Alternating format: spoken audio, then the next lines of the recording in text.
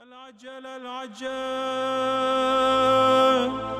یا مولا یا صاحب الزمان. دیکھیں، نبی ہو یا امام ہو یا ان کی نیابت میں علماء ہوں، ان کا وظیفہ ابلاغ ہے، لوگوں تک اللہ کا حکم جو ہے وہ پہنچانا.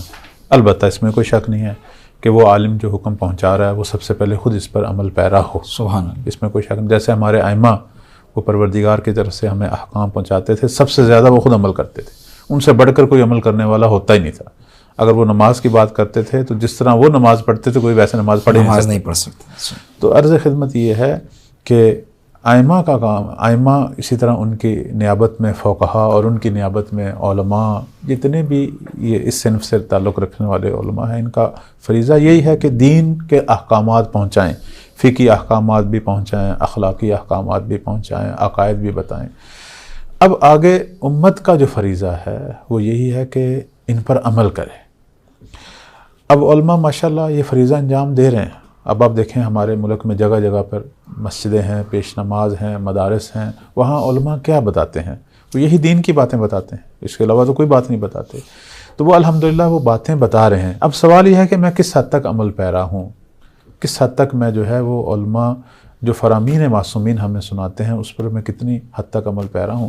میرا عمل بتائے گا کہ میں مولا کا کتنی ہمراہی کر رہا ہوں. چونکہ ائمہ جو ہیں وہ اپنے اصحاب اور اپنے انصار سے یہی کہا کرتے تھے کہ تقوی اختیار کر کے ہماری ہمراہی کرو.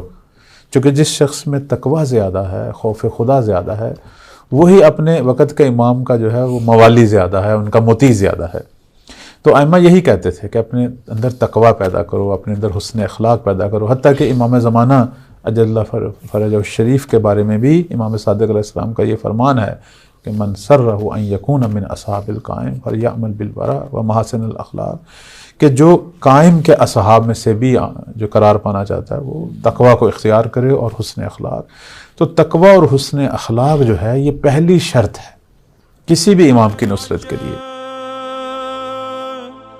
یا مولا یا صاحب الزمان.